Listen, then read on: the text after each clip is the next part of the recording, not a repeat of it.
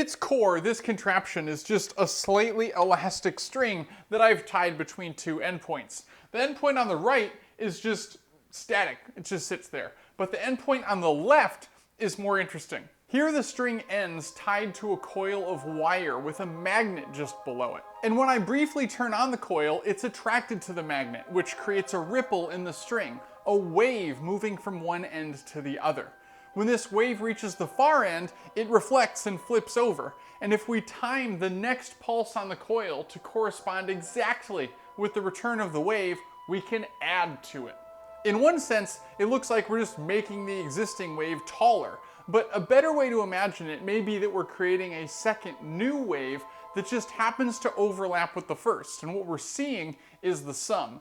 If we keep doing this, if we keep adding waves to the system, and every time that the wave comes back, the magnet bang exactly at the right time, we can get the amplitude to build far beyond what the magnet is capable of achieving in a single shot. And this is resonance.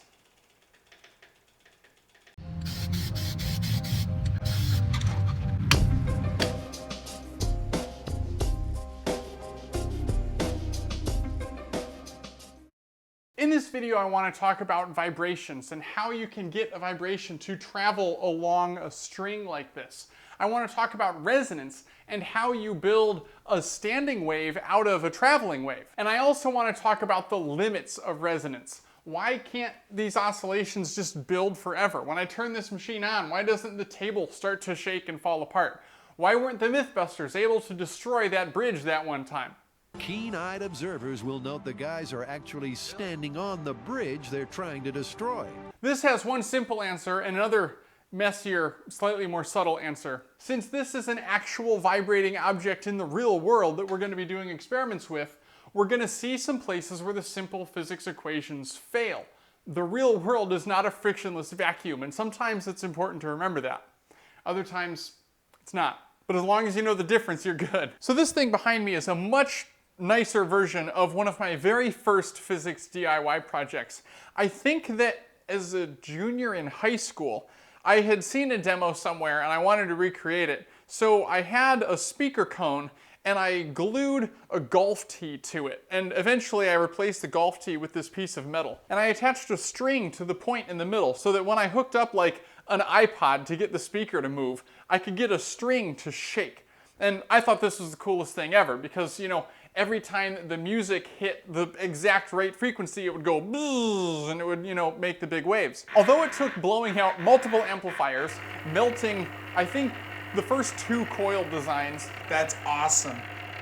And literally having smoke billow from the audio output on my desktop computer's motherboard, the setup you're seeing here is a little more refined than that original toy many years ago. Oh, and I hope we can learn a lot from it. So I know that most of you watching this video have probably seen the basics of a demo like this before, but humor me because it's really fun to play with. So I'm feeding that magnet over there a sine wave from this signal generator, and I can change the frequency of that sine wave to many significant digits. It turns out that that's really important because we need to hit a very, very particular frequency in order to make this string resonate.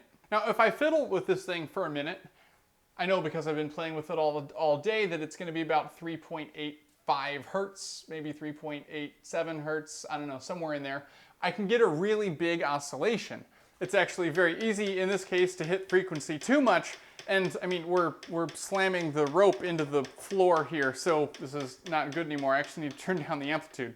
The magnet's also slamming into the coil at that end, which is why it's so loud. Now here we're seeing an oscillation at about 3.87 hertz. If I double this, 7 times 2 is 7.74. Hey, look at that. So now instead of having one big oscillation, we have these 2 oscillations that are separated by a node, a point that doesn't move. If I triple the frequency to 11.61, now we have 3 high amplitude locations and 2 nodes where the frequency doesn't move. We can keep doing this and increasing the frequency to get more and more nodes. Let's see if I can tune in a really good one here. Ooh, yeah, look at that. There we go.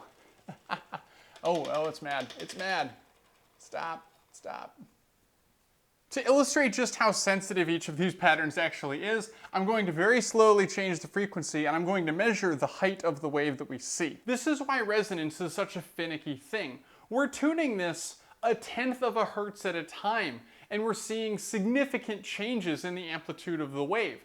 1/10 of a hertz out of 40 hertz is like nothing. With resonant things in general, you need to hit a really tight range of frequencies to see anything interesting happen at all. So why is that? Why do these frequencies need to be so ludicrously precise in order for anything interesting to happen? To answer that question, let's watch one of these patterns form in really slow motion. Here's a clip similar to the intro again, but I'm only launching a single wave into the string. I'm not trying to build resonance. This wave travels down the string at about 21 meters per second, or about 47 miles an hour, reflects off the backstop, and travels back at the same speed. At this end, because we've got a lot more weight on the string, the reflection is a little funkier, but the wave still reflects and starts its second trip down the string. If we keep watching, we see that after the next reflection, and the next, and the next, the wave is still there. It's just getting very small. So what happens different when we get the timing correct? Well, if the instant this wave is reflecting off the left end of the setup, we actuate the coil to pump in another wave, we see that the wave appears to reflect back amplified. There are a few ways to think about this. If you wanted to, you could calculate the force this magnet assembly is exerting on a string that's already deformed and see how the second actuation changes the curve of the rope, but that would be pretty complicated. I think most physicists would just say that you're adding a second wave to the string, and then they're in a superposition. I do need to say that using the word superposition on YouTube is going to make people think of quantum in the comments. It has nothing to do with quantum. Superposition just means you're adding two things together. There is a limit to this line of thinking where you can just add waves together, and we're going to get to that limit in a little while, but for right now, it totally works. Now there's nothing stopping us from adding as many waves as we want to this string. So before we get to the waves on top of each other, I'm going to add another totally separate wave to this system.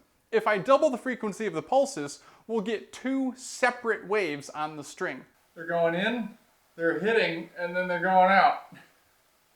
Or they're just doing that. So now we have two waves. If we freeze this clip right here, we can see we have a downward facing wave moving this way and an upward facing wave moving this way. If we play the clip forward, they approach each other, momentarily cancel each other out, and then keep on going.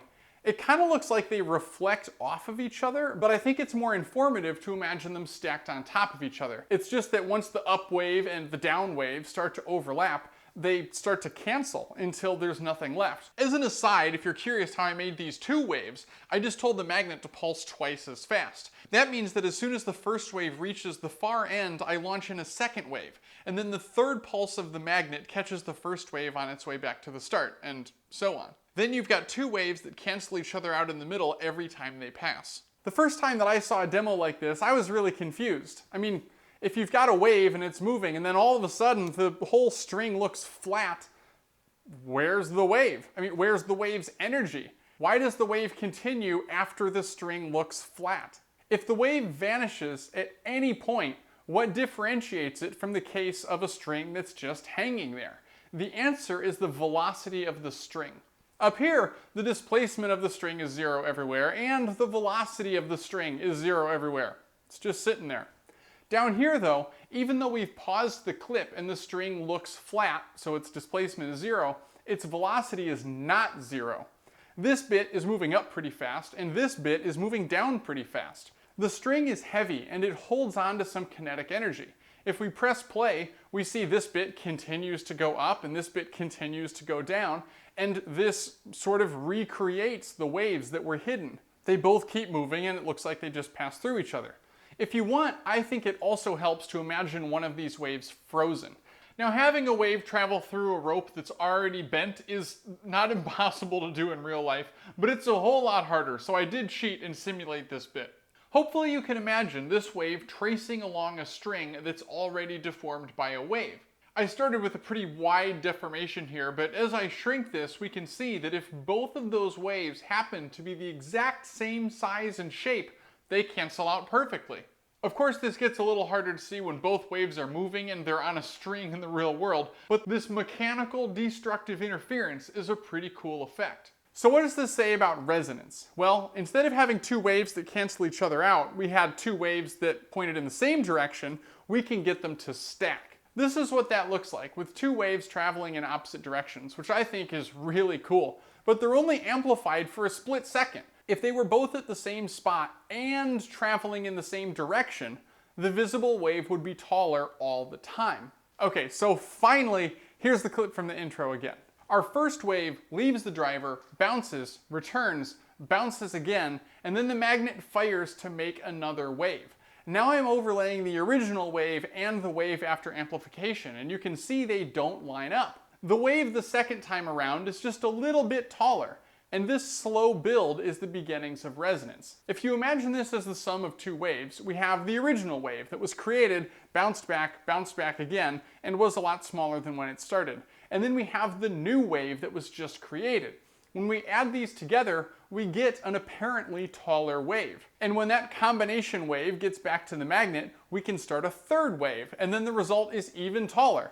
It's the brand new third wave plus whatever's left over from the first and second waves. If we keep doing this, of course there are diminishing returns, because all these leftover waves are getting ever smaller, but they're still there. So with each cycle, our net wave height gets just a tiny bit taller. But what if we screw this up? What if we're at the wrong frequency? In this case, I'm firing the magnet at 4 Hertz when the string wants to resonate at 3.85 Hertz. It's just a tiny bit faster, but it makes a difference. So we end up launching a wave down the string slightly before the first wave is reflected. And instead of adding together, your two waves just sort of smear out. And then we add a third wave, so now we have 3 waves that don't line up, and it's even less obvious anything interesting is happening. Unless we hit the frequency exactly, all of our effort just turns into noise on the line. Now if we do have our timing correct, we can launch as many waves as we want. If we have a bunch of waves in the string at once, a set moving right and a set moving left, they repeatedly cancel each other out and amplify each other as they pass by. Because the locations where this constructive interference and destructive interference occurs don't move, this is called a standing wave, not a traveling wave. But a standing wave is actually just made up of a bunch of different traveling waves all piled on top of each other backwards in a clever way. I think this is amazingly cool, and if you also think this is amazingly cool, you're in good company. Most famously, Nikola Tesla was fascinated by resonance. I think that at this point it's worth pointing out that in some other videos, I actually measured waves of voltage traveling down long wires. And if you were to pulse electricity at exactly the right frequency so that every time that wave came back, you made the voltage wave just a little bit taller, eventually the voltage wave would get so tall that you'd literally have electrons just sort of falling out of the wire. And that's exactly how a Tesla coil works. 2, 1. Maybe a topic for another video. Probably not, but maybe, who knows. But Tesla was also interested in mechanical resonance, like we're seeing here with this string. In one of my favorite Mythbusters episodes, which is quite a statement, Adam and Jamie attempt to replicate Tesla's earthquake machine, and they resonate a large steel bridge with a 6-pound weight being shaken back and forth at exactly the right frequency, with an electromagnet in like a linear motor sort of setup. It totally feels like the whole structure is ringing to that hertz. I can totally feel it over here. This entire bridge is vibrating.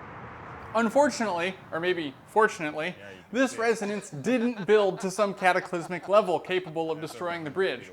But why not? In the episode, they show a large portion of the structure shaking. This is beyond impressive. This is such a cool experiment, but also, it's not going to destroy the bridge. So what actually limits resonance? There are 2 factors that I want to talk about, and the first is energy. Every single time a physicist finds themselves in a situation like this, the first question should be, where's the energy? Every time we shake the coil over here, we add roughly the same amount of energy to the string, and that energy is dissipated as heat and wind and sound, so eventually it's all heat, which is pretty much par for the course for physics. If we look at a single wave, it travels back and forth forever. Now it gets smaller and smaller and smaller, but it's still there.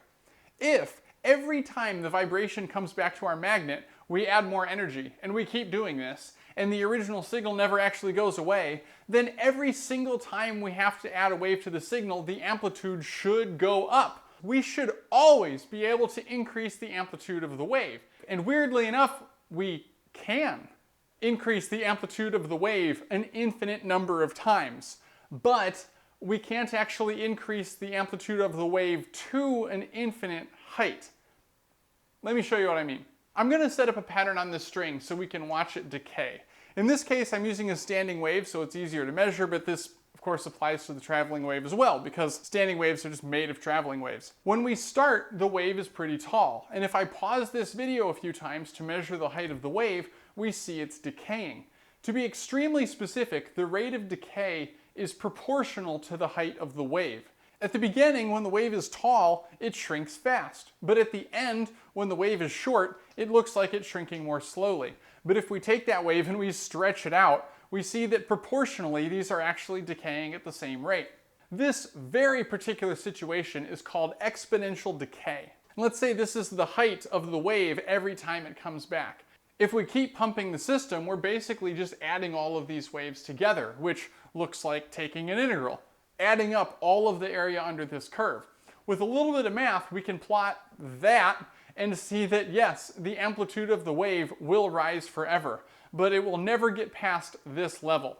For waves that are too tall, above this limit, their decay rate is so large that every time the wave gets energy from the magnet, it actually would lose more energy than that during its round trip, so that when it made it back to the magnet and received its next kick, it would net be losing energy and decaying back down to this limit. Disappointing, isn't it? The next point about energy is hopefully less disappointing because it's about breaking things. In the case of our string, the energy is input as a heavy coil shaking and output from the system mostly as air friction and sound. Like literally the string whizzing through the air is our primary loss of energy. Now if you're trying to bring down a bridge, you're going to need to expend a lot more energy. Let's say you get your bridge shaking so hard that a rivet breaks. That event absorbs a whole lot of energy. You can calculate how many chemical bonds need to be broken in order to create new surface area of metal, like ripping a rivet apart. The instant that a bolt or rivet or plate breaks, that amount of energy is absorbed from the wave. Let's recreate something like that with our string model. We're going to transfer some of our wave energy to this ping pong ball. Now, when the wave hits the ball gains kinetic energy and starts flying away. And when the wave emerges from behind my hand here, it's significantly smaller, needing to get built up again over multiple oscillations.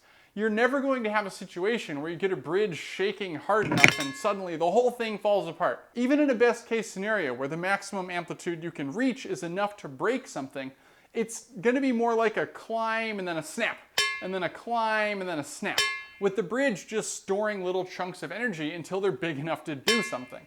At the end of the day, this thing needed to be able to put out enough energy to break this thing. And the only thing that resonance really buys you is the ability to spread out your input of energy. It's not magic. The second and more subtle point here is that for big oscillations, the physics equations we've been using stop working. I have intentionally not been putting the entire wave equation for how waves travel down strings and whatnot on the screen, but we have already made some assumptions that are inherent in these models. And one key assumption is about to break. So let's look at why a wave travels down a string. If we freeze this clip right here, let's examine this tiny piece of string that hasn't started moving yet. This little piece of string has mass. It has inertia, but it's currently at rest, and it can be pulled on by the string around it. Specifically, it's being pulled sideways and a little bit up by the tension in the string over here, and it's being pulled totally sideways by the tension in the string over here. If we add those forces together, we see this little bit of string is being accelerated up and very slightly to the right, meaning its velocity is increasing from zero. If we play the clip forward a bit longer, we see it's moving pretty fast upwards, but the tension in both directions is now canceling out. This doesn't mean that it stops moving, but that its velocity stops changing. So it's going to keep moving upwards. After another instant, the situation is reversed. The tension in both directions sum to point vaguely in the opposite direction as the velocity, so this little bit of string is going to start slowing down. By the time the wave has gone halfway through, our little piece of string has stopped moving. It's the top of the wave now. It can't reach any higher. But there is tension on it pointing downwards, so although it hasn't started to move yet, it's about to move down. We can take the same logic on the way back. It goes through that constant velocity point, keeps going, and then the tension starts decelerating the string until it stops moving down. The really amazing thing is that if you really carefully keep track of all of these forces, this little bit of string starts not moving, and then the wave goes through, and then this little piece of string is again not moving. The deceleration on that last step perfectly cancels the leftover motion of the string. I will leave as an exercise for the viewer the similarly painful analysis that lets you reason out why the wave flips when it reflects, and why that's basically equivalent mathematically to two waves going like this, where the boundary is where they meet, but I'm not going to go into that mess right now. But what is tracing this one tiny piece of string as it moves in a loop have to do with our physics equations breaking? Well, if you remember at the beginning when I said the string was pulled up and to the right, that's not what the normal math wave equation has us do. In general, we say, the side-to-side components are basically the same. So let's say the force on this little bit of string is only up and down. Assuming that each point moves up and down exclusively makes the equations a lot simpler. This simplification means that we can easily superimpose waves, or add them together, because if we only consider points to be moving up and down, we can just line them up and sum the amplitudes. This adding of waves is why resonance works. But in reality, the ropes stretch and shift a little bit, and that means we can't simply add up the waves. The up and down approximation holds for relatively small waves, but if you try to get to something huge, it gets messy in a hurry. To look at a concrete example, let's change the resonant frequency of this string by putting a wave through it. If we do something fun here, we can play two waves into the string at once. I was able to get a standing wave with 2 antinodes, and at a different frequency, a standing wave with 10 antinodes. If we play both of these frequencies into the string at once, we can get a superposition of both waves. Now this gets a little weird, because in the real world, it's very hard to produce the exact story that I was expecting when I wrote this script. The tricky part is that the frequency needed to generate these waves changes with the amplitude of the wave and the fact that we're playing 2 of them at once. Now this is very difficult to quantify, because the nice all the harmonics are integer multiples thing doesn't hold that strongly in the real world. One of the biggest sources of weirdness in my experiment was probably how the string coupled to the coil, this big shaking weight at the end of the rope. So I tuned the frequency until I hit resonance for the long wave at 7.41 Hz and the short wave at 38.13 Hz. Even those don't line up exactly, because we would expect the second wave to be 5 times the frequency of the first. But when I play both waves at once, with the added restriction that they have to be multiples of each other for the signal generator to work, I got a significantly higher frequency for both waves. So somehow we get a resonance at one frequency, and then again, under slightly different conditions, we get what looks like the same resonance. The string is moving in the same way, but at a different frequency. So imagine we play a signal into a plain string, and then imagine the same signal playing into a string that already has the other wave in it. The second string is longer. Of course, in the no sideways movement approximation, this doesn't matter, because you can just add them up vertically. But in the real world, the second string is longer. Now, the effect here might be hard to predict. When you make the string longer, the wave has farther to travel before it reflects back, which should slow down its trip and decrease its resonant frequency. But we've also elongated the string by stretching it, and increasing the tension in the string makes the waves travel faster, increasing the frequency. These two effects fight it out, and in the end, we're left with a modified, higher resonant frequency. If you want to imagine this, you can also just take one of these chords and say, oh, it has this frequency, and then you pull it tight, and it has a higher frequency. So this is what's happening. It's just that instead of pulling on it with your hands, it's deformed because there's a wave going through it.